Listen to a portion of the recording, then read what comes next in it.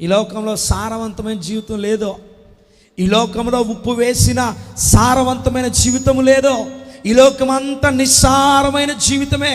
ఈ లోక జీవితమును జీవిస్తున్న వారందరూ నిస్సారమైన బ్రతుకుతూ ఉన్నారు.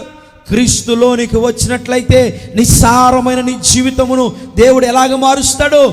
సారము కలిగిన జీవితంగా మారుస్తాడు. స్తోత్రం చెల్లిద్దా.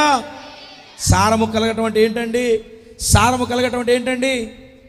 నీ జీవితము అనేక మందికి పనికొచ్చేదిగా, అనేక మంది నీ ద్వారా మేలు పొందే జీవితముగా, అనేక మంది నీ ద్వారా దీవించబడే జీవితముగా, అనేక మంది నీ ద్వారా దేవుని సువార్తను అంగీకరించే జీవితముగా, పనికి రాని జీవితమును, పనికి రాని బ్రతుకును దేవుడు సారముగా చేసి నీ ద్వారా అనేక మందికి దీవెన కలుగు చేస్తాడు. చప్పలు కొట్టి దేవుని నామాన్ని మహిమపరుద్దాం. హల్లెలూయా.